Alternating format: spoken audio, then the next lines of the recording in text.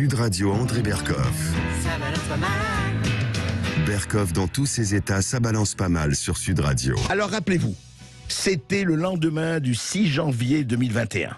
C'était quand une horde, effectivement, a envahi le Capitole, le Congrès des États-Unis, après la défaite de Trump aux élections, de Donald Trump aux élections présidentielles américaines. Et rappelez-vous, tout ce qu'on avait dit et tous, et on pensait que c'était ça, avec ces gens accoutrés d'une façon incroyable, qui rentraient dans le Capitole, qui rentraient dans le sacro-saint, effectivement, lieu de la représentation américaine, que ce soit le Sénat ou la Chambre des représentants. Et rappelez-vous, c'était quoi? C'était la nuit du Reichstag, c'était l'incendie du Reichstag, c'était la nuit des longs couteaux, c'était la nuit de cristal, ça y était. Voilà, le nazi Trump, avec ses hordes, avait ordonné, lui, que l'on prenne le Capitole. C'était le coup d'État, on sonnait le tocsin, la résistance, et pratiquement tout le monde se disait vraiment c'est pas possible, heureusement que ce type est parti, ce malade, et regardez qui il avait. Et puis, c'était donc il y a plus de 2 ans. Et puis, vous savez, on a commencé à enquêter, c'est toujours pareil, les narratifs sont là, ils commencent à s'installer, et quiconque, évidemment, osait contester ou même questionner, je dis bien questionner, le narratif dominant et ultra dominant, était évidemment un complotiste, à la droite d'Adolf Hitler, etc., etc. Et puis on enquête. Et puis on enquête. Et hier soir, sur la chaîne Fox News, le journaliste Tucker Carlson a fait visionner, il a donné les résultats, il a fait visionner 40 000 heures, ou pratiquement, en tout cas des dizaines de milliers d'heures de vidéos, car vous savez que le Congrès est truffé de caméras.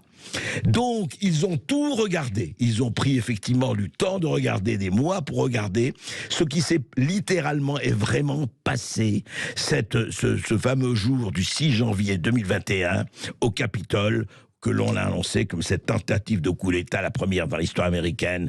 C'était terrible et on voit bien que la démocratie était en danger et c'était les hurlements à travers la planète.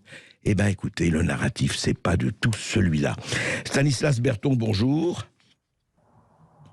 Stanislas, bonjour André. Oui, Stanislas, vous êtes essayiste, vous êtes écrivain, vous avez écrit, on vous a reçu d'ailleurs pour vos 3 tomes de L'Homme et la Cité, des essais tout à fait intéressants. Vous avez suivi cette histoire depuis longtemps, vous l'avez suivi très assidûment. Et qu'est-ce qu'on découvre suite aux révélations de Fox News et surtout suite aux révélations des vidéos, des caméras qu'on a pu aujourd'hui sortir, alors que pendant 2 ans, c'était pas possible? Oui, alors ce qu'on découvre, vous venez de le dire, hein, c'est que tout le récit médiatique qui avait été fait autour de cet événement était un tissu de mensonges.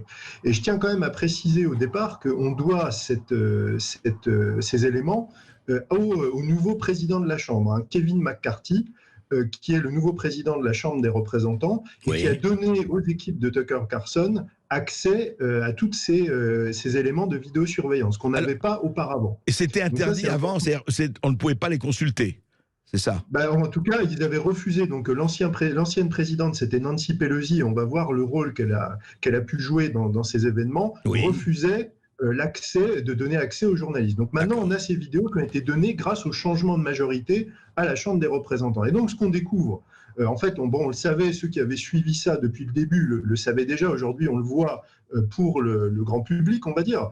Mais ce qui est très bien, c'est qu'on voit en fait que c'est complètement, je dirais, le narratif est complètement battu en brèche. Alors déjà, il y a une chose qu'il faut rappeler au départ, c'est que Donald Trump avait demandé lors de son rassemblement il avait dit, il y a la possibilité, je peux donner l'ordre de déployer la garde nationale pour assurer la sécurité du bâtiment. Ouais. Et il faut quand même rappeler, et Tucker Carlson le rappelle, que c'était le maire de Washington, Muriel Bowser, et la présidente de la Chambre, Nancy Pelosi, qui n'avaient pas donné suite à la proposition de Donald Trump de protéger l'enceinte du Capitole. D'accord. Donc il y a déjà ça. Ouais. Et ensuite, il y a les images en tant que telles. Alors les images, attendez, c'est très important. Attendez, Stanislas, les images, pour expliquer à nos auditeurs, les images, comment on peut les avoir? Le Congrès est truffé de caméras, ce sont les caméras qui sont à l'intérieur? Oui, dites-moi. Oui, exactement. Et il y a la police du Capitole qui s'occupe de la sécurité. Et donc là, ce que je viens de dire, c'est qu'en plus de cette sécurité interne au Capitole, il y avait la possibilité de déployer la garde nationale pour protéger vraiment de manière beaucoup plus drastique l'enceinte. Et ça, Trump avait fait la proposition à l'époque, et ça avait été rejeté notamment par l'ancienne présidente. D'accord, vous l'avez dit. D'accord. Voilà. Et donc ensuite, en ce qui concerne les images elles-mêmes, qu'est-ce qu'on voit? On voit qu'il y a quelques hooligans qui cassent un petit peu, mais la majorité des gens rentrent dans le bâtiment, se promènent, font des selfies. C'est très paisible, c'est une ambiance bon enfant. Ils font même des tours guidés en prenant des photos, etc. Et surtout, il y a un personnage qui est très important qui s'appelle Jacob Dansley. Et en fait, Jacob Dansley, vous savez, on l'a appelé le QAnon shaman. Oui. Vous savez, c'est cette figure haute en couleur ces photos ont fait le. Ah oui, avec les cornes, avec le visage. Voilà, le chapeau en fourrure, les cornes du bison. Voilà, il a été appelé comme ça. Et en fait, qu'est-ce qu'on voit dans les vidéos de Tucker Carlson? On voit cet homme qui rentre, qui a quand même été, je précise, inculpé qui a pris 4 ans de prison pour sa participation à cet événement. Et qu'est-ce qu'il fait cet homme? Il rentre tout tranquillement et il est escorté jusqu'à la chambre du Sénat par la police du Capitole dont on vient de parler. Donc on le suit vraiment mètre après mètre par les caméras de surveillance. Il rentre dans le bâtiment, il salue les policiers le prennent, l'escortent, il y a jusqu'à 9 policiers qui l'entourent, et très gentiment, très tranquillement, il l'amène jusqu'à la chambre elle-même, où là il sera pris en photo en train de hurler, de crier, mais avant de faire ça, il fait quand même une prière pour remercier Tucker Carlson le montre, il fait une prière pour remercier les policiers qui si gentiment l'ont accueilli et l'ont amené jusqu'à l'intérieur du Capitole. Et qu'est-ce qu'on voit d'autre? Alors, oui, mais attendez, d'abord, quand même, Stanislas, il faut dire, ces gens-là, vous dites, ils faisaient des selfies, tout ça, mais enfin, ils n'avaient pas le droit de rentrer là-dedans. Ils ont quand même, en Amérique, où on est si respectueux de la légalité, ils ont quand même forcé les portes du Capitole et de la Chambre. C'est quand même pas très, ni légal, ni très civique, tout ça.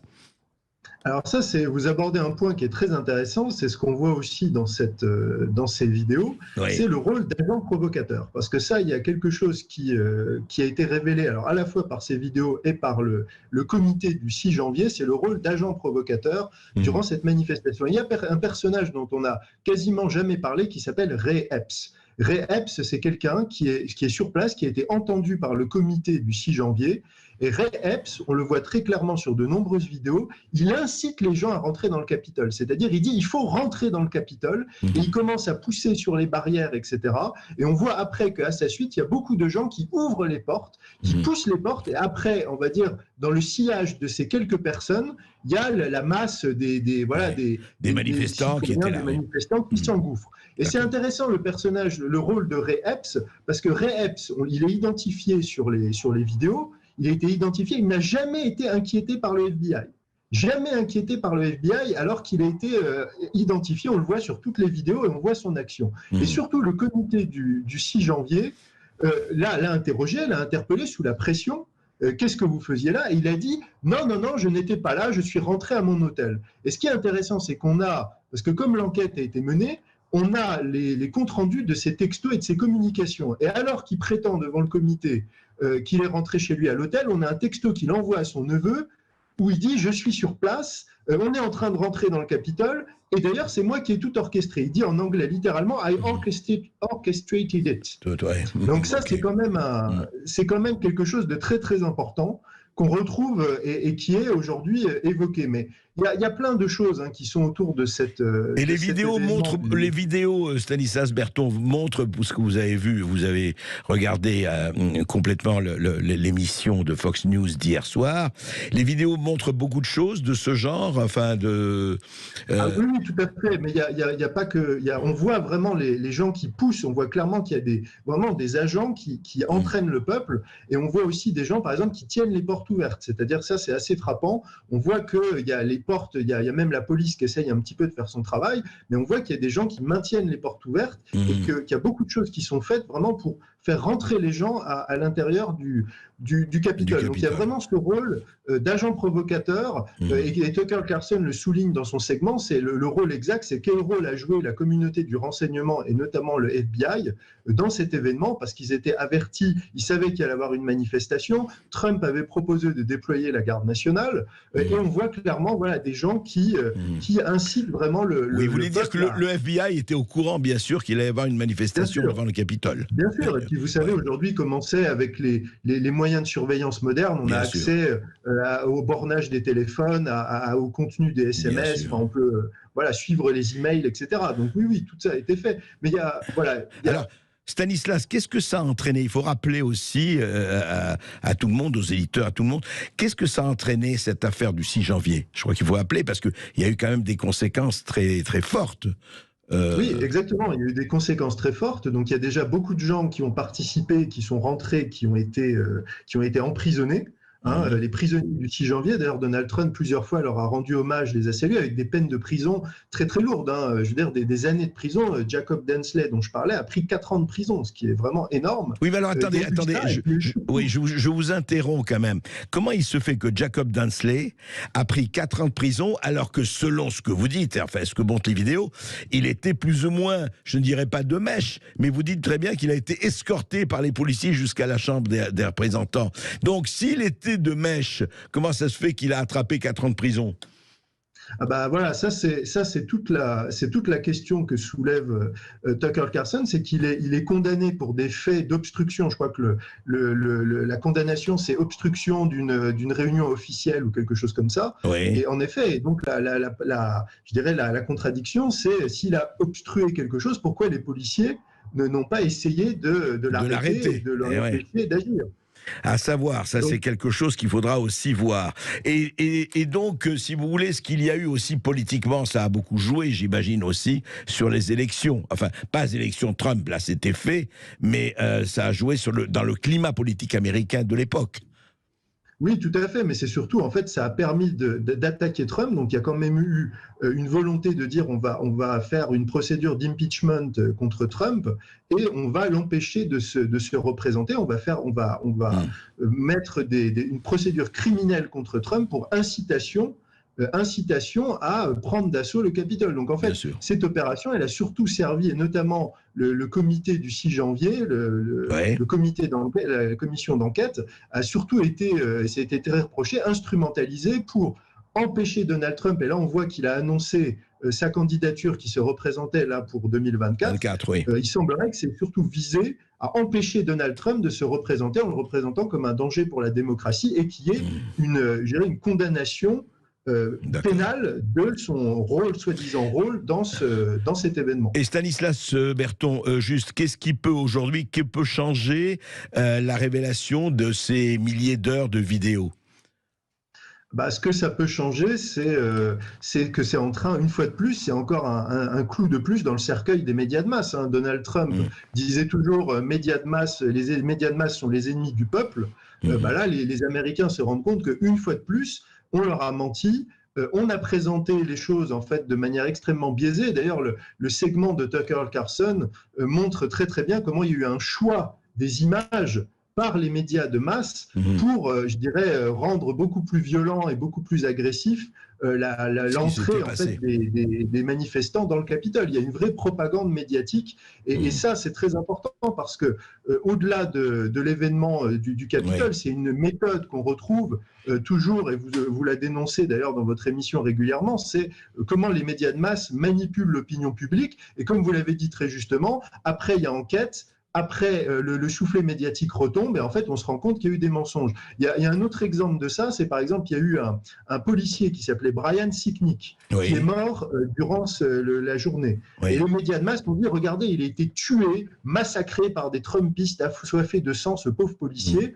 Bon, c'est ce qui a été dit. On se rend compte aujourd'hui qu'en fait, ce pauvre homme, il a fait un AVC et qu'il est mort de son AVC. Mais ça a été pareil, la commission d'enquête a fait son travail plusieurs mois plus tard et ça, on n'en a jamais parlé. Merci Stanislas Berton, voilà, écoutez, c'est quelque chose qui se passe, on va suivre tout cela, mais attention au narratif, attention, toujours question à tout, toujours.